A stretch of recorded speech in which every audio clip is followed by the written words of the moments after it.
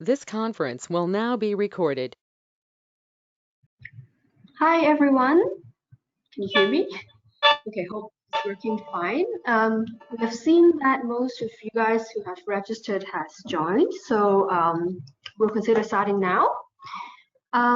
Welcome everyone to this webinar on legal proof HR arrangements under COVID-19. It's actually part of our webinar series that we'll roll out every Wednesday lunchtime at the same time right now at 12:30. So we'll roll out a series of webinars on various topics that are COVID-19 specific. So recently we have received quite a number of these inquiries on severance, retrenchment, or layoff, or pay cut, etc., or termination of employment contracts.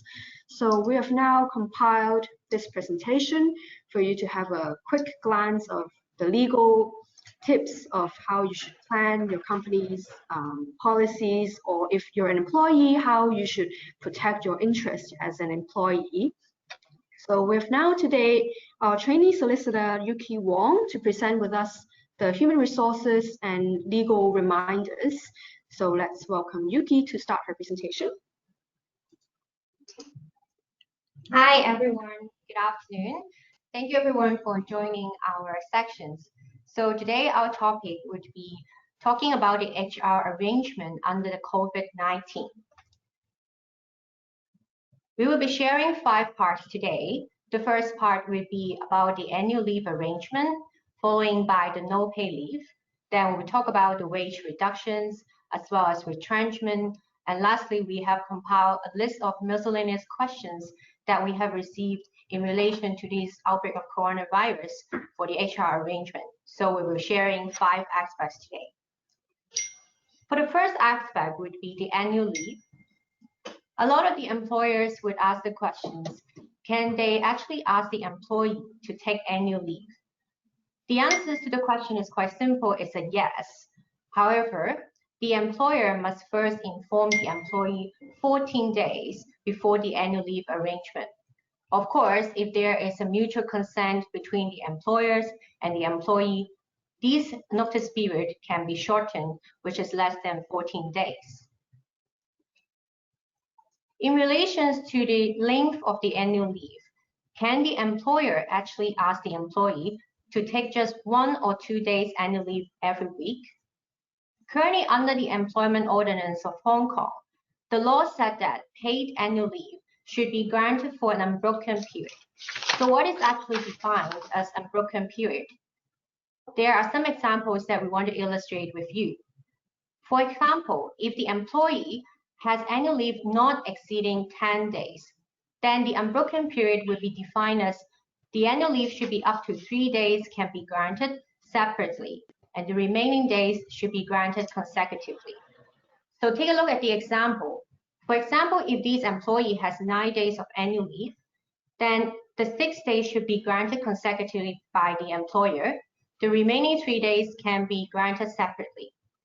Then if in the situation where the employee has annual leave over 10 days, then at least 7 days should be granted consecutively, and the remaining days can be granted separately. So if we have another example, like the employee has 12 days of annual leave, then 7 days of which should be granted consecutively, and the remaining 5 days, the employees can actually choose to be granted separately. So what about a situation if the company actually consider to illustrate the arrangement of no pay leave? Can the employer actually just unilaterally grant these kind of arrangement? So currently under Hong Kong, actually there is no arrangement on no pay leave arrangement. However, we are opining that whether no pay leave arrangement can be enforced actually depends on the employment contract, as well as negotiations between the employer and the employee. However, all of the employers should be reminded that they should not unilaterally enforce such no pay leave arrangement, which means that all of the employees' consent should be obtained before the employer or the company has this implementation. For example, of the consent, oral consent can be one of the ways to obtain from the employee. However, we think that a written consent should be there, and then it's the highly recommended method as well.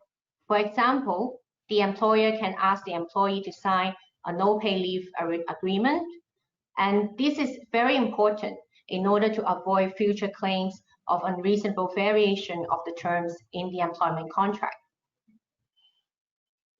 What if the employee actually refused to take the no-pay leave? Then the employer actually this is a right entitled to the employee, because the employer under the law has an obligation to pay full wages. If the employee chooses to refuse the no-pay leave arrangement from the employee actually should explicitly object this to the employer. For example, if the employer sends you an email to say that they have a no-pay leave arrangement, if as an employee you want to object to this, you should reply to the email instead of just ignoring it. If the employee actually ignored the email, he or she will be deemed to have implicitly consent to the arrangement. And all of the no-pay leave arrangement, employee can actually claim wages for the period of the no-pay leave later. And as we have discussed earlier, we think that all of the written consent is important. So if employee actually refuse, they should write or reply the email.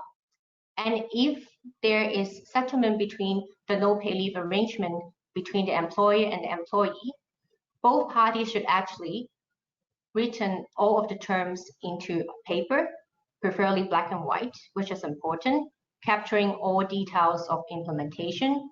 For example, under this no-pay leave, can the employee actually find another job? What is the period of the no-pay leave? As well as any of the compensation in the future would be a promise by the employer to the employee. So what if the employee refused to take the no-pay leave? If the employer still doesn't provide any of the work to the employee, even under the refusal, and fail to pay wages, there will be some circumstances that actually the employee is considered to be laid off. Under the current law, if the employer actually does not provide work and fail to pay wages, for example, in half of the normal working days in any 4 consecutive weeks, or 1/3 of the normal working days in any 26 consecutive weeks, then the employer is actually considered to be laid off. What is defined as the normal working days? Lockout, rest days, annual leave, and statutory holidays will not be counted as normal working days. We're currently noticed that, for example, the HKSAR government has a compulsory closures of the bars and some of the places selling wines. So would these be actually considered as a normal working days? Currently under the law, there is no definition, but we think that these periods should not be considered as the normal working days. So let's take a look at an example. For example, the employee, over the last 4 weeks, he or she has to go to work for 18 days. But the company asked him to take 10 days of no pay leave, which actually exceed the 9 days, which is under the law. Then the employee actually can be considered to be laid off, meaning that the termination of the contract. And in such the case, the employee can actually inform the employer of this situation, and the employee would be entitled to, for example, severance payment, payment in lieu of notice, and wages, etc. So if there is a no-pay leave arrangement, how should we calculate the wages? There are 2 issues that we want to raise awareness. The first one would be the rest day. So rest day normally is defined as Saturday and Sunday. Under the employment ordinance, actually whether a rest day is paid or not is to be agreed between the employers and employee, which means that it highly depends on the employment contract between you two. If in your employment contract, there is no explicit clause talking about whether your rest day should be paid, then if you receive such kind of no pay leave arrangement, you should actually raise this issue to your employer and negotiate with them. But what about statutory holidays? If you are employed for not less than 3 months, actually under this continuous contract, you are entitled to 12 statutory holidays. And under the law, statutory holidays must be paid. And currently under this year, 2020, there are 12 statutory holidays. And this is a table to illustrate to you the 12 holidays here for your reference. Now let's take a look at the example on how to calculate no pay leave arrangement for the wages. For example, currently the employee is earning a monthly salary of 11,500 Hong Kong dollars. This employee is actually employed under a continuous contract for 3 months, but not less than 3 months. And he or she works from Monday to Saturday, and all of the rest days are paid under the contract, and of course the statutory holidays under the law. Then his salaries, the method of the calculation should be the monthly salary to be divided by days in that month times the actual working days, which include the paid rest days as well as the statutory holidays. And this employee has 10 no pay leave in April 2020. So therefore, his wages in April should be the daily wages, which is 11,500 Hong Kong dollar divided by 30 days in the month, which gives 383 Hong Kong dollars.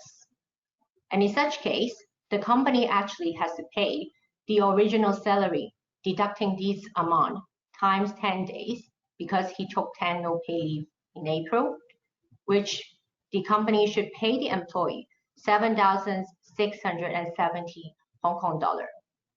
And the employer is also reminded that even there is a no pay leave arrangement, the wages to be paid to the employee in this period of time should also be subject to MPF contributions. Now let's take a look at the wage reduction. A lot of the time, the employer may consider to have wage reductions in this outbreak of coronavirus. Firstly, it is very, very important to notice that employer actually must obtain prior consent of employee before the wage reductions, or otherwise, failure to pay the wages actually amounts to a criminal offenses under Hong Kong. It not only contravenes the provisions of the employment ordinance, which state that actually the timely wages payment is important, meaning it should be paid within 7 days from the end of the wage period. If the employer fails to do so, it is liable to prosecution because this is a criminal offense, and the maximum fine would be 350,000 Hong Kong dollar, and as well as the maximum imprisonment to 3 years. And all of the liable person, for example, director, manager of the company, would also be prosecuted as well. In addition, if you have failed to pay the wages, you will be also liable to pay interest of the outstanding amount of the wages to the employee. So without the consent of the employee, a wage reduction unilaterally by the employer would also constitute an unreasonable variation to the terms of the employment contract, which also allow the employee to claim remedies against the employer. And if the employee is dismissed because he or she refused to accept this wage reductions arrangement, the employer should also pay termination payment, such as severance payment to the employee. And all of the wages, if it is not paid within a month, then the employee can actually deem his or her employment contract to be terminated by the employer without notice. And under these circumstances, the employer is actually required to pay payment in lieu of notice and all other statutory and contractual benefit to the employee as compensation. Now, what the employer should do if they really want to implement these wage reductions, we advise that the employer should actually give a written proposal to the employee and give the employee a reasonable time frame to consider. Currently, under the guidelines from the Labor Department, the guidelines said that the reasonable period would be 7 to 14 days. Therefore, the employer should actually give at least a week to the employee to consider this proposal. And this period of time for considerations of the proposal should not be counted as the notice period requiring the termination of contract. And in relation to the wage reductions, we have to remind everyone that under the Hong Kong law, currently the wage level should not be reduced to an amount less than the statutory minimum wage, which is the Hong Kong dollar 37.5 per hour. Now, under this outbreak of coronavirus, a lot of the shops, for example, like retail, the business is affected. The company may actually consider to shorten the business hour to open the shop to the customers. So can the shop actually do this arrangement, requesting the employee to leave the work earlier and also reduce their wages accordingly? The answer is actually yes. However, it is important, again, to obtain the prior consent of the employees before you do these measures, or otherwise, unilaterally reducing the wages as well as requesting the employee to leave the work earlier would also amount to an unreasonable variations of the employment contract, and the employee actually is entitled to claim against the employer for all the damages and as compensation. Now, after we talk about annual leave, no pay leave, as well as the wage reduction arrangement, let's talk about fourth aspect, retrenchment. Sometimes during this outbreak, the company may include the retrenchment in order to save the cost. All of the company actually should be reminded that there are some criteria in relation to retrenchment. The retrenchment should be objective, fair, non-punitive, and as well as non-discriminatory. Of course, the retrenchment, the employer will consider about the nature of the work as well as the job skills of the employee. An employer should never dismiss the employee if the employee is pregnant or is under a paid sick leave, or the employee is actually claiming injury at work before. In particular, for injury at work, the employer should never dismiss the employee before the compensation in relation to the injury is settled between both parties. Now let's take a look at some examples to see what is a valid retrenchment. For example, if the whole department is to be retrenched, but one of the employees in this department is pregnant, so is the employer breaching any of the rules? The answer is the employer is not liable because the decision is to retrench the whole department. But what about if you're going to retrench 10 employees and some of the employee is pregnant, some is not? So is the employer liable? The answer is depends, because whether the employer is liable is depending on the evidence, whether there is any evidence to show that you retrench the employee is based on her pregnancy or actually is based on the poor performance of the employee. So again, it's turning into the fact matter. So in relation to the retrenchment, you have to take a look at the length of the notice. So for any of the continuous contract, if in the contract, there is no clause stating about the provisions in relation to the length of notice, then it should be not less than a month or payment in lieu of notice accordingly. But what about if in your employment contract, you have actually stated about the length of notice? Currently under the law, a valid notice would be not less than 7 days notice, or of course payment in lieu of notice accordingly.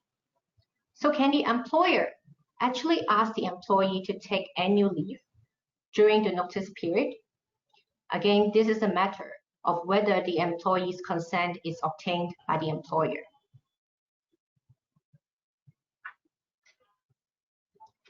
So under the retrenchment, the employer should actually make sure the termination package is more favorable than what is stipulated under the employment ordinance, as well as the employment contract, which would include, for example, outstanding wages, payment in lieu of notice, payment in lieu of notice for any of the untaken annual leave, or any of the pro rata annual leave payment for the current year.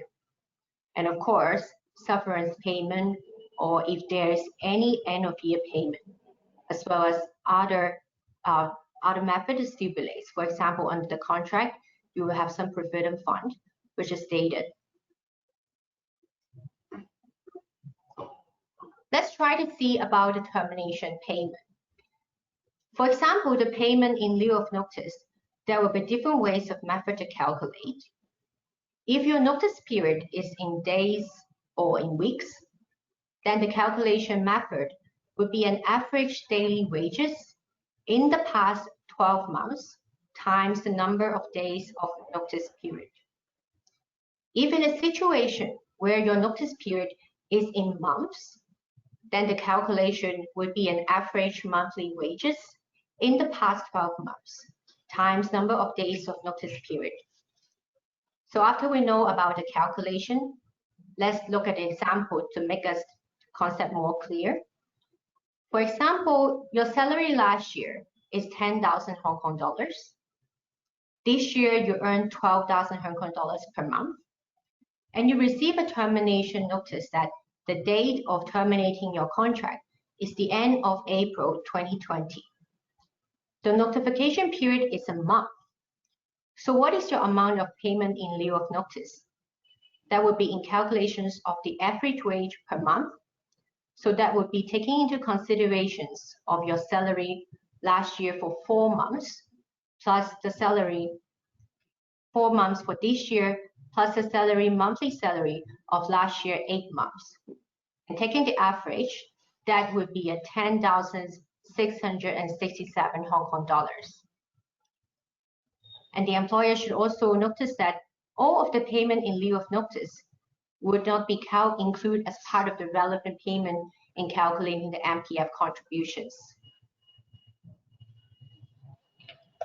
For some other payment under this termination arrangement, for example, any of the untaken annual leave and prorated annual leave, how should they calculate the payment? If the employee actually served the company for every period of 12 months under a continuous contract, then there would be a 7 days annual leave with payment. What about if the employee actually is on completion of 3 months with the company, but is less than 12 months service in the leave year? Then it would be a pro rata annual leave pay. So what about the end of year payment? End of year payment is not a must, but if your employment contract has specified this end of year payment, and the employee is actually employed under a continuous contract for not less than 3 months, excluding the probation period, then this employee is actually also entitled to receive a pro rata end of year payment in this termination package. So what about sufferance? Who is entitled to sufferance payment? Now, only employee who is under a continuous contract for not less than 24 months is entitled to receive a sufferance payment. And if the employee is entitled to receive these, he or she should serve a notice to the employer within 3 months of termination, and the employer has an obligation to pay no later than 2 months from the receipt of the notice from the employee. But under the law, there is a maximum amount of sufferance payment, which is 390,000 Hong Kong dollars. So what about the calculations of this sufferance payment? It is as illustrated in this table below. For the monthly pay of the salary, that would be the last month wages times 2/3 of it times reckonable years of service. If it's in situations that the wages is paid as daily rated or piece rated, then the calculations would be any 18 days wages chosen by the employee out of his 30 normal working days times the reckonable years of service. So again, we notice the calculation. Let's do its application for example. Here on the right-hand side, for example, your monthly salary is 12,000 Hong Kong dollars, and this employee has served the company for 4 years. Then the sufferance payment in accordance with the calculation would be 12,000 Hong Kong dollars times 2/3 times 4 because he or she has served the company for 4 years, which amounts to Hong Kong dollar 32,000 Hong Kong dollars. And please take note that all of the severance payment should not be calculated in the calculations for the MPF contributions.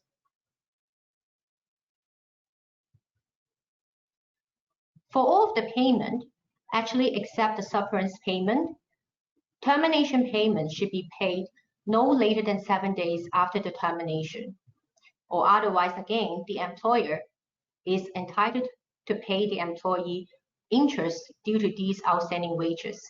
And again, all of the failure to pay the wages actually amounts to a criminal offense, which the employer or any of the persons which is liable for that would be liable for prosecutions, and upon convictions would be amount to a maximum fine of 350,000 Hong Kong dollar, and as well as a maximum imprisonment to 3 years.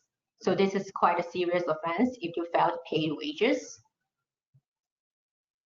So lastly, to the sharing part would be about some miscellaneous questions arising under this outbreak of the coronavirus. So a lot of the time during this coronavirus outbreak, people would ask, actually, does the employer has any of the legal obligations to provide masks or hand sanitizers, these kind of equipment to the employee? The answer is currently under the Hong Kong law. There is no ordinance to say that if the employer fails to provide masks or hand sanitizer to employee at work, this amounts to a breach of the law. However, under the Hong Kong law, there is the Occupational Safety and Health Ordinance, which actually requires employers to provide and also maintain a working environment that is safe and without risk to health to the employee. So we actually advise that the employer should implement measures to at least fulfill this requirement to maintain the health and safety of the employees at work. So what about if that's so unfortunate? Your employee is under compulsory quarantine. Does the employer have the obligation to pay the salaries to the employee? There's no relevant obligations or provisions under the employment ordinance, but we advise that all of the time, it depends on the negotiation between both parties. If that's so unfortunate to happen to the company, then the employer and the employee should actually come into a mutual conclusions by the negotiation.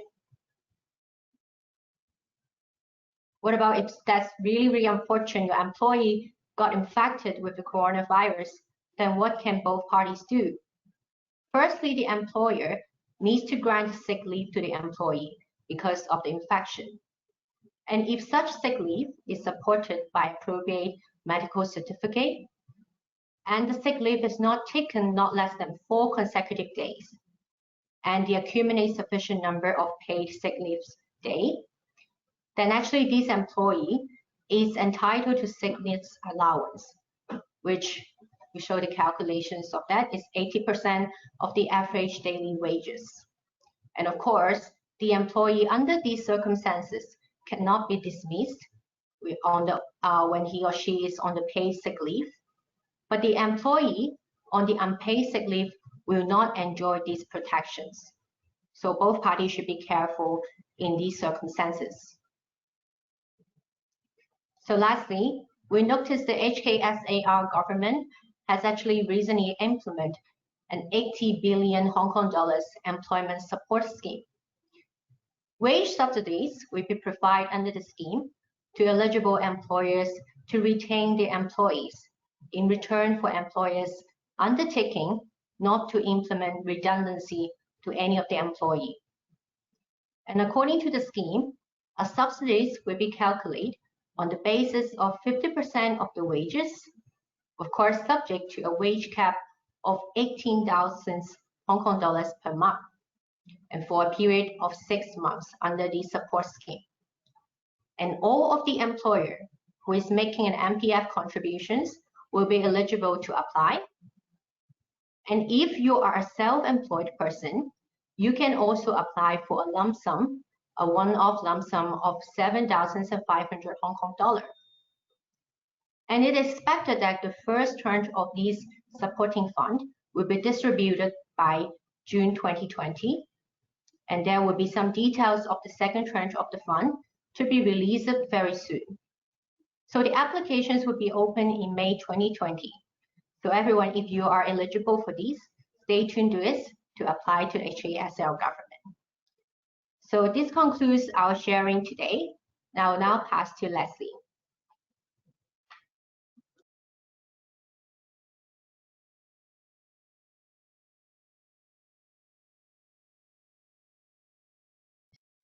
Hi, okay, thank you everyone for your attention.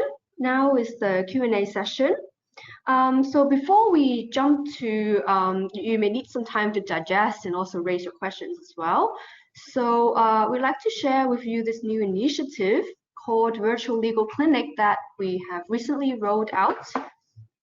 It is an online consultation service that is run only virtually by phone call or a secure video conferencing platform like this GoToMeeting solution. And it's also entirely confidential. So you can rest assured that any matters exchanged between you and the lawyers in this consultation will be kept strictly confidential. So it will be a short session of a consultation between you and a qualified lawyer from our firm. We have practicing lawyers in Hong Kong, Malaysia, France that are participating. So in case you have any questions, whether related to corporate matters or private law matters, you can also consult us and book a session online with this QR code. Is there any questions from the floor? During the presentation earlier, we have received a question that why many employers in Hong Kong will set up no pay leave arrangements instead of simply reducing the monthly salary of the employees. Would Yuki be able to address that? Yes, so thank you, Anne, for the questions. So actually, this is the options of the employer. For example, maybe the company does not have enough workload to provide the employee and to request them to office. So there's actually no mandatory under the law to say which arrangement should the employer take. So it is all about the decisions of the company.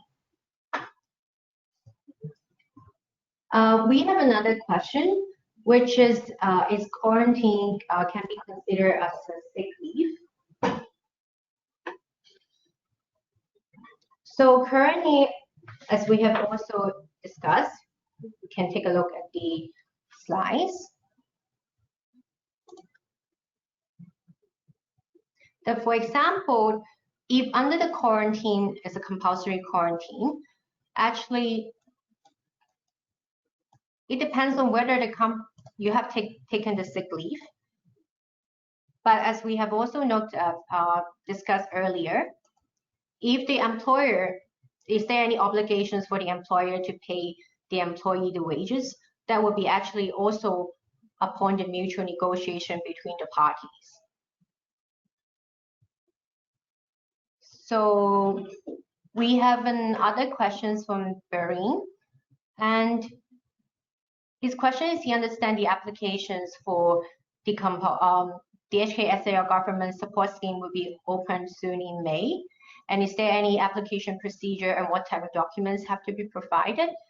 Under these, a lot of the details from the HKSAR government has not been released at the moment. So you have to stay tuned to the release of the HKSAR government announcements to see if there's any of the details.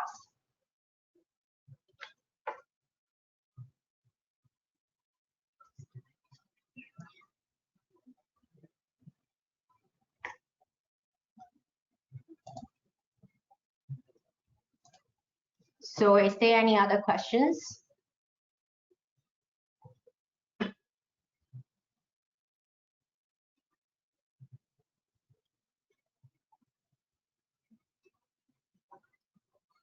Or actually, if you have any other questions in relation to these, you can always feel free to send an email to us. or you can specifically contact me through this email, and we will actually shortly reply you of all of your queries.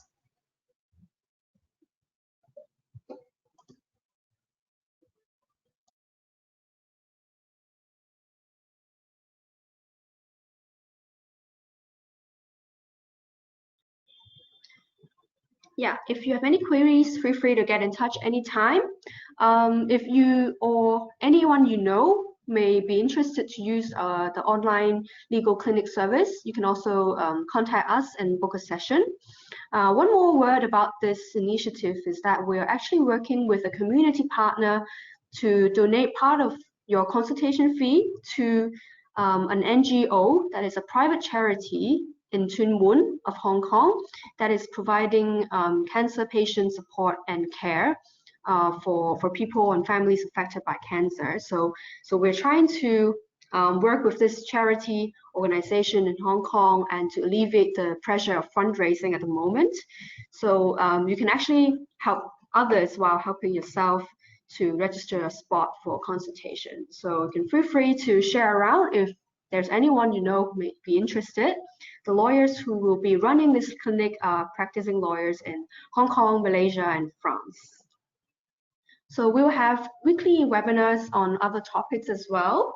The next one will be on the enforcement of contracts and whether the coronavirus situation will be eligible for force majeure enforcement, or whether how you can resolve contractual disputes. So stay tuned and we'll roll out more information soon. Hope to see you again in our later webinars. Yes, and if any one of you want to get a copy of the PPT presentation, please feel free to leave your email here and our colleagues will actually send you the PPT for reference. And again, if you have any questions, please feel free to email me. And thank you everyone again for joining our webinar. Thank you.